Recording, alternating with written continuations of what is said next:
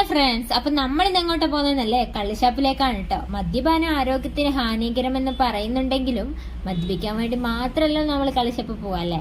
ഞങ്ങൾ ഫുഡ് കഴിക്കാൻ വേണ്ടി മാത്രമല്ല, എന്നാലും ഫുഡ് കഴിക്കണമെന്നും കള്ളുഷാപ്പ് കാണണമെന്നും എൻ്റെ ഒരു ആഗ്രഹമായിരുന്നു കേട്ടോ. ഒരു 5-6 മാസത്തിന് മേലെയായി ഞാൻ ഏട്ടനോട് പറയാൻ തുടങ്ങിയിട്ട്.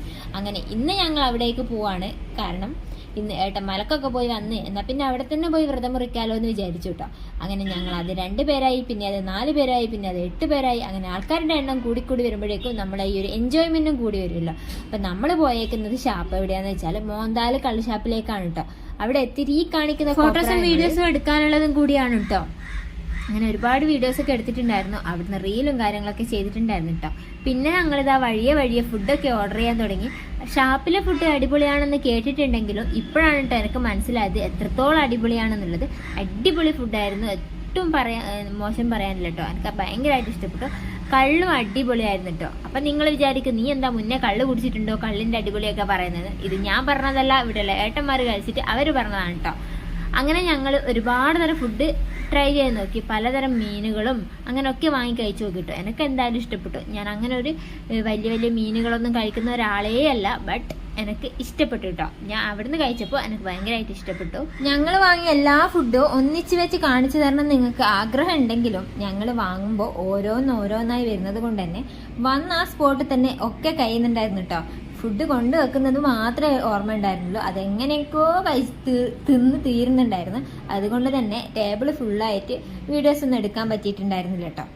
പിന്നെ എൻ്റെ കുഞ്ഞു റീൽസും കാര്യങ്ങളൊക്കെ കണ്ടിട്ട് ഒരുപാട് പേർക്കുള്ള ഡൗട്ടാണ്, ലേഡീസിന് പോകാൻ പറ്റുമോ, കുട്ടികൾക്ക് പോകാൻ പറ്റുമോ എന്നൊക്കെ ഉള്ളത്. നമ്മൾ പോകുന്നത് കള്ളു കുടിക്കാൻ വേണ്ടി മാത്രമല്ലല്ലോ, ഷാപ്പിൽ നല്ല അടിപൊളി ഫുഡും കിട്ടുന്നുണ്ട്. അപ്പോൾ ഫുഡ് കഴിക്കാൻ വേണ്ടിയിട്ട് ഒരുപാട് ആൾക്കാർ അവിടെ വരുന്നുണ്ട് കേട്ടോ.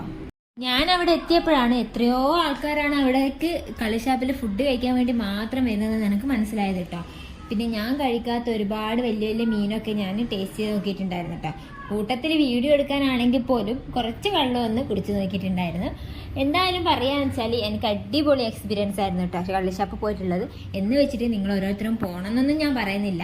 അവിടുത്തെ ഫുഡൊക്കെ ഒന്ന് ട്രൈ ചെയ്ത് നോക്കുക, എന്തായാലും എല്ലാവർക്കും ഇഷ്ടപ്പെടും കേട്ടോ. ഫുഡൊക്കെ കഴിച്ച സമയത്ത് അവിടെ എങ്ങനെയാണ് ഇത്രയും ടേസ്റ്റിൽ ഫുഡ് ഉണ്ടാക്കുന്നതെന്നാണ് കേട്ടോ ഞാൻ ചിന്തിച്ചത്. അവിടുത്തെ ഫുഡിൻ്റെ ടേസ്റ്റ് കൊണ്ട് തന്നെ അവിടുത്തെ ഫുഡ് സെക്ഷനിലൊക്കെ ഒന്ന് പോയി നോക്കാമെന്നായിരുന്നു ഞാൻ ആദ്യം ചിന്തിച്ച കാര്യം കേട്ടോ. എന്തായാലും ഇന്നത്തെ ഒരു ദിവസം ഞങ്ങൾ എന്തായാലും കളറാക്കി എടുത്തിട്ടുണ്ട്. അവിടുന്ന് ഒരുപാട് ഫോട്ടോസും വീഡിയോസും റീലും ഒക്കെ എടുക്കാൻ പറ്റി, എൻജോയ് ചെയ്തു കേട്ടോ. ഈ ഒരു ദിവസം ഞങ്ങൾ നന്നായിട്ട് ഉപയോഗിച്ചിട്ടുണ്ടായിരുന്നു. അപ്പോൾ അതിനുശേഷം ഞങ്ങൾ അവിടെ നിന്നൊക്കെ ഫുഡൊക്കെ കഴിച്ചിട്ട് ലാസ്റ്റ് ഞങ്ങളെ ബില്ല് വന്നത് എത്രയാണെന്ന് വെച്ചാൽ ഒരു 4000 ഈ ഒരു റേഞ്ചിലേക്ക് എത്തിയിട്ടുണ്ടായിരുന്നു കേട്ടോ ഞങ്ങളെ ഫുഡിൻ്റെ ബില്ല് വന്നിട്ട്. അങ്ങനെ ഇതാ ബില്ല് വന്നിട്ട് ഈ 3 സംതിങ്ങിന് പുറമെ ഞങ്ങൾ പിന്നെയും സാധനങ്ങൾ വാങ്ങിയിട്ടുണ്ടായിരുന്നു കേട്ടോ.